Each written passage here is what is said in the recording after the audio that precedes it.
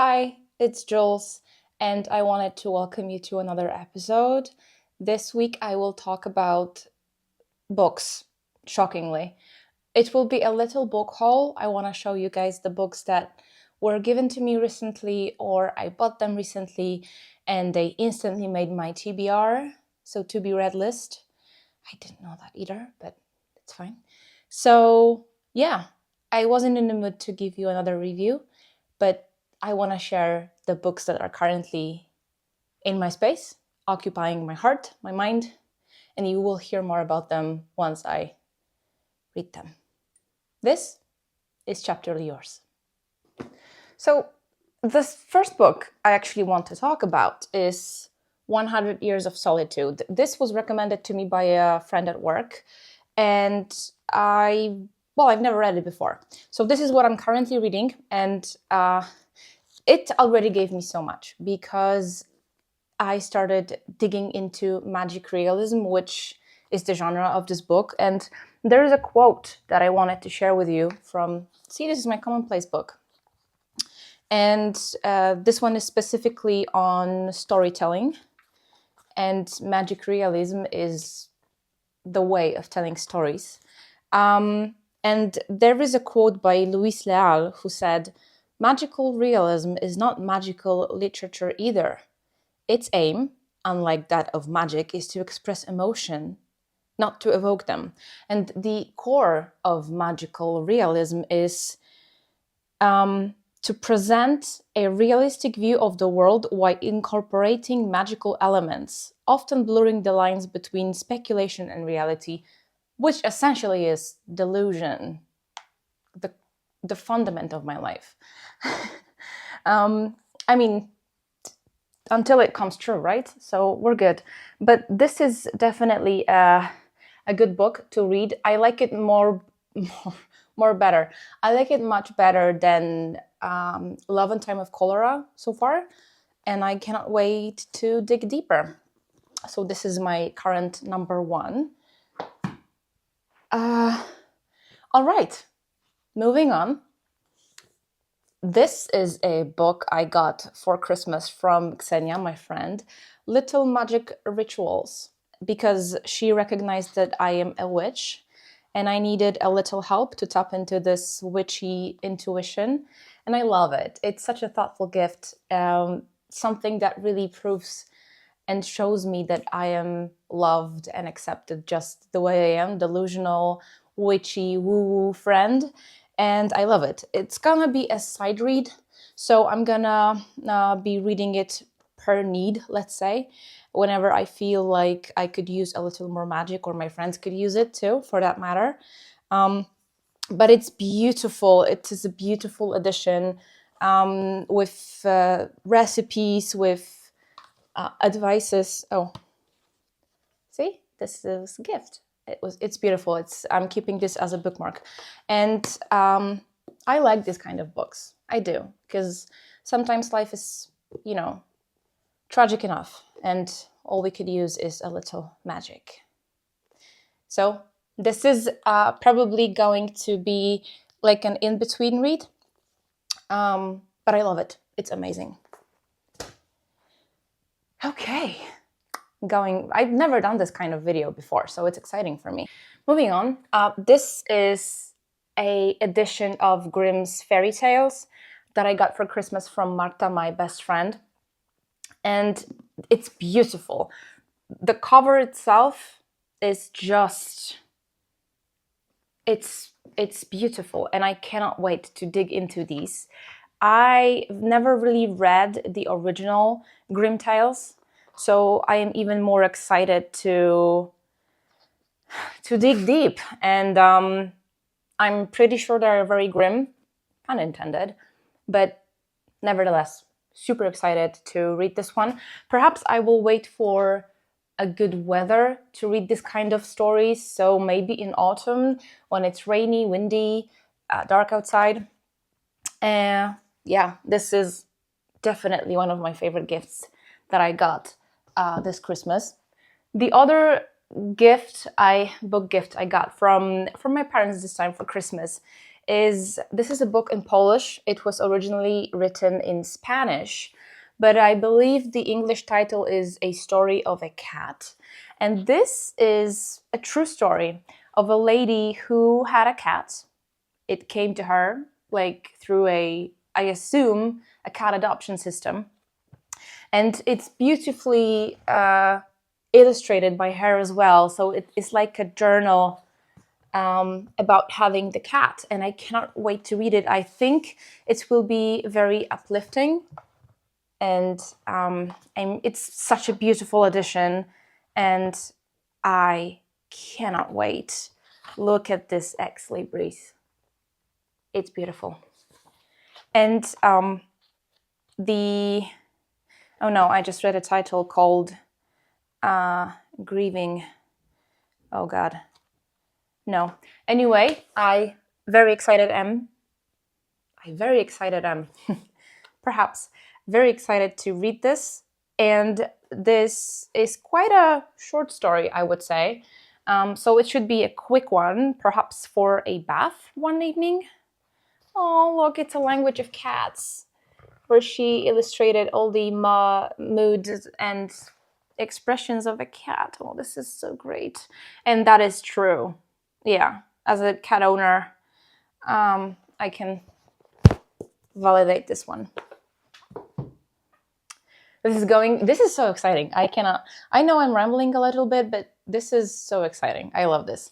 The next one is, I want to say a sister too, in terms of edition, because this is, again, a cloth-bound edition of Peter Pan.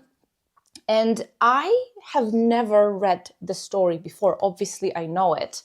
I watched a Disney movie. I watched a movie with Robin Williams. So I know the story, or should I say a story, but I don't know the story.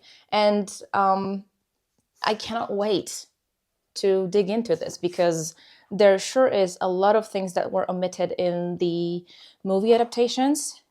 So I think it's pretty also. Look at the inside of this. Magical. Cannot wait. And I'm sort of this green teal color of the cover. Love it. So Peter Pan, definitely on top of my reading list. Perhaps it will come right after I finish 100 Years of Solitude, because why not? We could all use some magic. Next up is a sip of tea. This one is with lemon and ginger, I think. It's tea for focus. So I'm definitely not focused. Anyway, moving on. Short story. I don't like horrors. If you know me, you know that I struggle watching them, but I love reading them. That's a paradox. And in my head, there is a scene from Oppenheimer where they say that something cannot happen, but it is. It's paradoxical, yet it's true. And this is me with horrors. For example, my last year most read genre was horror. How? I don't know. But I think I cope better with written words rather than visual images. Maybe that's why. But I am open to exploring these genres. Like recently, I watched a couple of horror movies with my friends. We even went to see The Exorcist, the original Exorcist, in the movie theater. And I was scared, but I survived. And this is a great segue to The Sleepy Hollow, the Washington Irving's The Legends of Sleepy Hollow. It's a very short story, but I fell in love with the movie. And I thought, why not giving this a try, So it also is a very short story. And I have a plan of making this full day of reading of short stories. Because in my opinion, if you are in a reading slump, which I'm thankfully not, I used to be, but if you are in a reading slump and even rereading your favorites is not helping you get there, short stories are the way to go. They are shockingly short, meaning more manageable. Your attention doesn't have to be there for 5 hours. maybe 1 hour. Maybe you can read it in pieces, in chunks that are more digestible for your brain. So if you're struggling, but you want to go back to reading, try reading short stories. It doesn't have to be this one. It can just as easily be something else, whatever brings you joy, whatever could bring you joy. But from experience, reading one short story leaves you hungry for more. Maybe another short story or something longer. So don't give up. You got this. And reading is so great. So perhaps we can do this reading together sometime. I would love to. And look at the cover though. It's dope. So The Legend of Sleepy Hollow. The Legend of Sleepy Hollow. That makes sense. Perhaps I will pair it up, because it's a quite grim story, but perhaps I will pair it up with another short story called The Yellow Wallpaper. This was actually recommended to me through Instagram. I love my algorithm right now when I come across a lot of books, and this one is pretty short with some pictures in it. And this is, wow, they are pretty scary. But this is a horror story. It's a 6,000 word short story. That's it, 6,000 words. That's not that much. I think it's one cup of tea kind of read. So, and I told a friend about this book. I sent her the reel, and she's like, I recommend it so much. And I was like, okay, that's all I need. Let me buy it. Let me get it. I couldn't find it as an ebook version, but we don't judge here. And going back to what I said, about getting back to a reading slump, especially if you're a perfectionist, and if you bundle up with a couple of short stories in one day, these count as books as well. It's a book. It's just shorter. So you can check off your lists as you go. So your perfectionist score is fulfilled, reading is up, and you're getting back out there with perhaps something more brave next time. Very excited for these two. And welcome to my TED Talk as well. All right, next up is a book by Zadie Smith called White Teeth. It was her debut novel, from what I understand. This is a chunky one, and I cannot wait. And also it's really a fine print. It reminds me of the print that I have in The Count of Monte Cristo. It will be difficult to read because, especially in the evenings where I'm using a light, not not sunny, but daylight. Daylight! Oh my God, that was such a tough word. Anyway, this book was referenced in Open Water. And Open Water is the first book that I read this year, first paper book that I read this year. And it's beautiful. And I've learned so much, and I will tell you all about it, perhaps in the next video. But this was the author, and her books were repeatedly mentioned throughout the book. So I decided to give it a try. And what better way to know the author than through a debut novel? I cannot wait. She has a lot of other books. I think N.W. was mentioned as very, very influential on the character in Open Water. And I also assume the author as well. So let's see. This one, perhaps I will take it for vacation with me. I don't know why, but the cover here screams vacation read to me. So we will see. Very excited about this one. Moving on, and I have a confession to make. I have never read The Secret Garden before. I know, I've seen movies.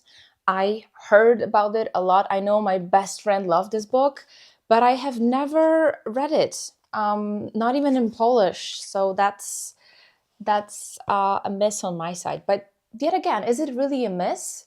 I'm starting this adventure now, so perhaps I am late to the party, but I still get to experience it for the first time in my 30s, which I think is great because, be honest, when was the last time you experienced something for the first time? And when it comes to books, there are some books in my life that I wish I could read again for the first time, and that's actually a great idea for an episode, but different story for a different time.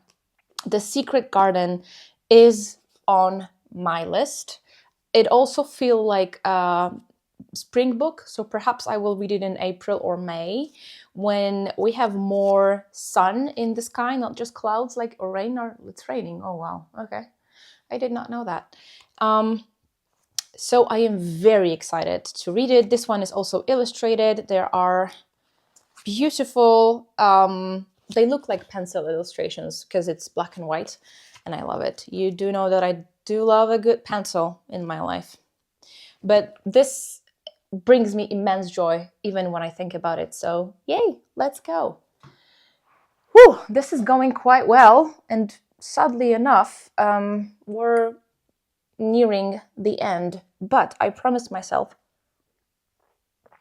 I will not buy too many books before I finish my shelves or the books that I bought last year and haven't read it yet. I did buy 3 more books, but I will tell you about them at the end because they haven't 4 more books. Oh God. Okay, next one is a book by Maggie O'Farrell, and it's called The Marriage Portrait. And it was shortlisted for Women's Prize for Fiction in 2023. And I just, first of all, look at the cover. It's beautiful. And it is, in short, a story of a marriage in 16th century. It's literally happening in 1561. And the woman suspects that her husband wants to kill her. And I'm really into these medieval mysteries, like CSI mysteries. I recently started and finished listening to The Name of the Rose by Umberto Eco, and what the heck was happening in there? Fantastic novel, such a suspense, such a twisted mystery. Loved it. And I expect this not to be exactly like The Name of the Rose because it's a very peculiar book, but it has a potential to be a good crime / mystery / maybe detective story. So I cannot wait to give it a try.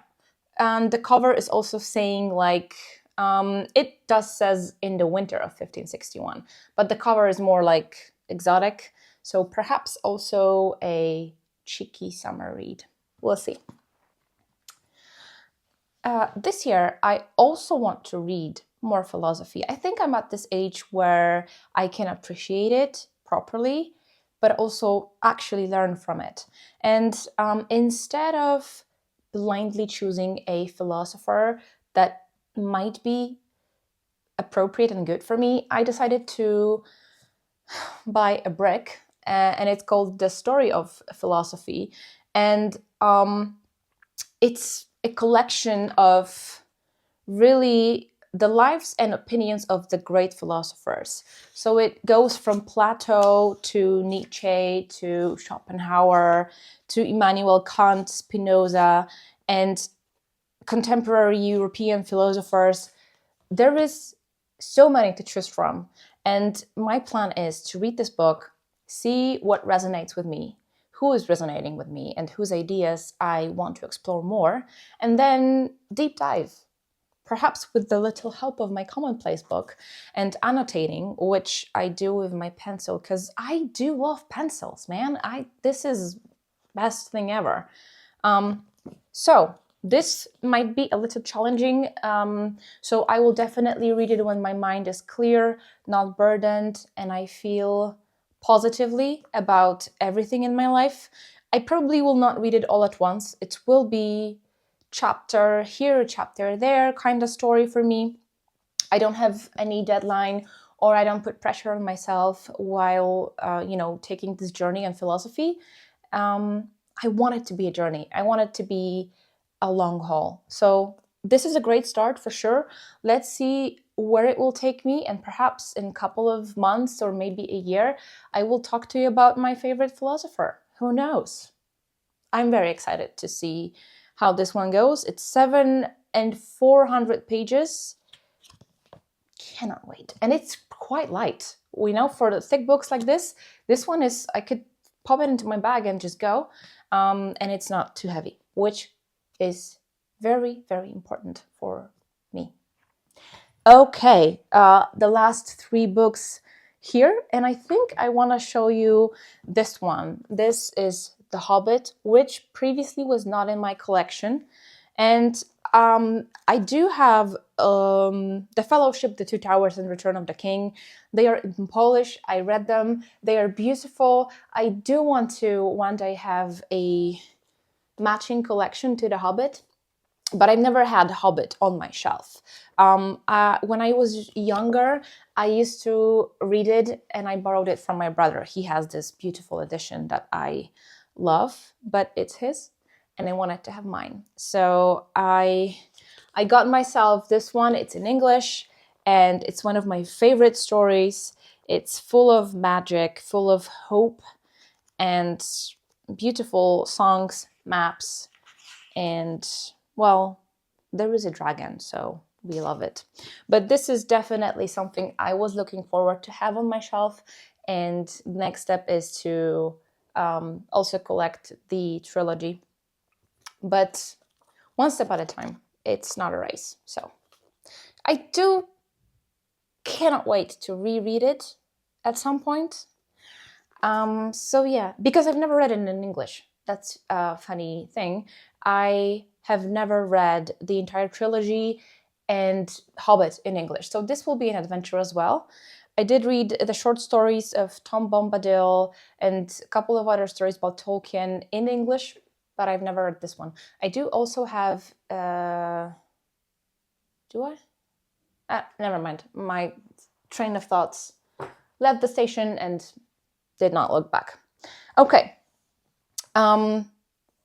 We're almost at the end, but I heard so many good things about The Magic Mountain by Thomas Mann, and got the fine print again.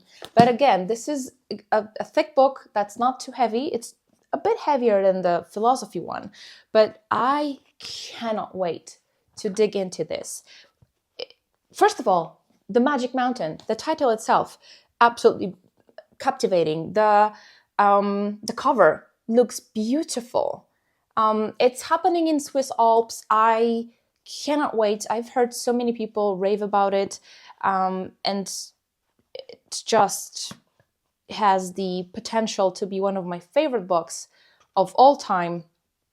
It was, oh goodness, it was written in 1920?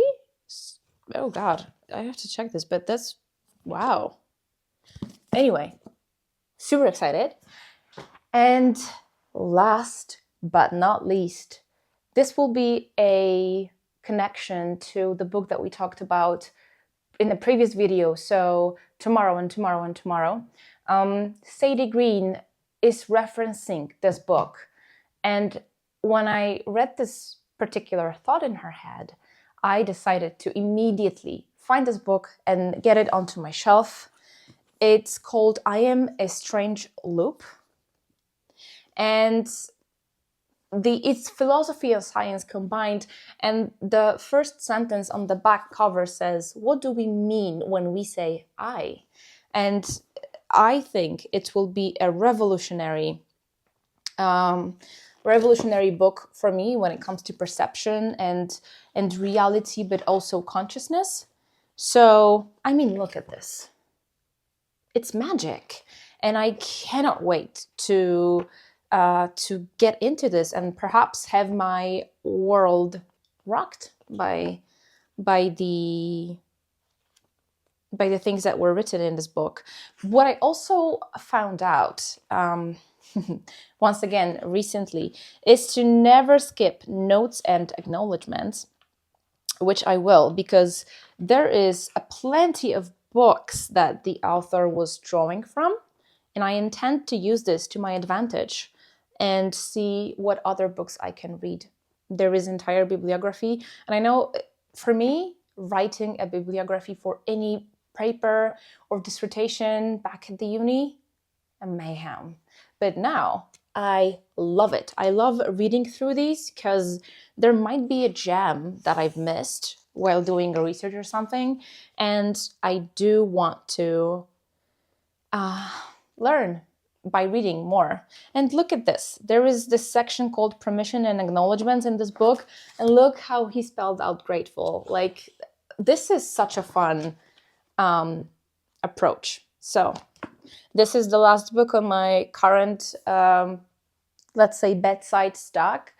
And I am savoring my books. I am not a very speedy reader, but that's okay. That's not a race. That's not a competition. And I feel like there is a lot of pressure on people, especially in social media.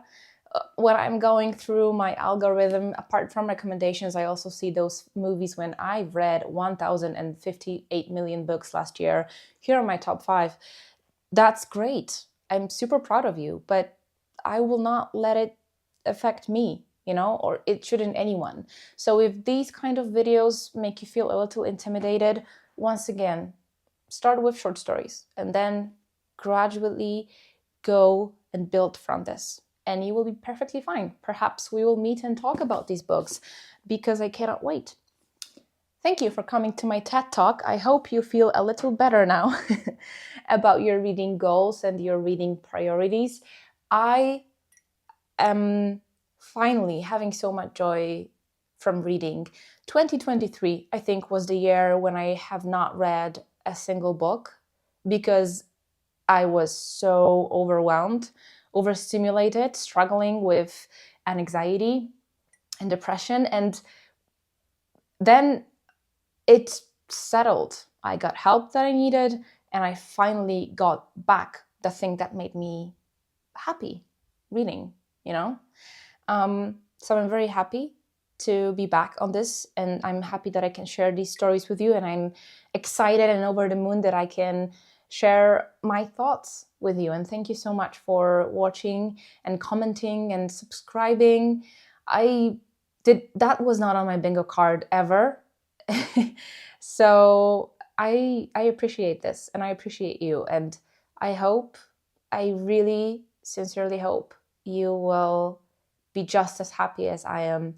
And a little word to those who are supporting me the most, my friends, my best friend, everyone who's watching, I love you. Thank you. You're not alone. And I'm always, always here for you. Thanks for watching. Okay. As I sat down to edit the video, I realized that I mentioned the books that I ordered, but they didn't arrive just yet. And I promised to tell you about them nevertheless, and I didn't. So I'm doing this right now because they all arrived today. So yay! The first one is a short story by Thomas De Quincey, and it's called On Murder Considered as One of the Fine Arts. I assume it's about, I assume it's about murder. But I don't know. It was recommended to me via a YouTube video by someone else. It's a short story, so I will probably do a readathon of those short stories, and we'll be able to share more. Now, this one is actually the reason why I was waiting for all those books to arrive, because the Polish edition is sold out, which makes my heart quite happy because this is a book by Polish author Olga Tokarczuk. She won a Nobel Prize in Literature in 2018. This one is a book that still is very buzzed about. In English, I think it's called Drive Your Plow Through the Bones of the Dead. And surprisingly enough, English edition is available everywhere, but the Polish one had to be reprinted. So that makes my heart happy because it means that people are reading books and they actually had to print more. And the two books that I've arrived come from the same series. It's a Penguin Classic Deluxe Edition. And when I saw the cover of this edition of Wuthering Heights, I knew that I have to get it. And I don't know if you can see this on the video, but the pages look a little like they've been through a lot. It's a brand new book, but it's I don't know if that's how it's supposed to be really, but it's very charming and I love it. So we got Wuthering Heights and Jane Eyre. Same edition, but obviously a different cover. Also, the same thing with the pages. So I'm not sure if that's how it's supposed to be, but damn, I'm not complaining. And so I'm adding these two to my beautiful collection. I have both of them in Polish, but I could not just help myself. I had to get these two. So that is all for the book haul. I don't have anything else as of now. As of now being the key phrase, but I hope you will enjoy it. So, yeah, thank you for sticking around.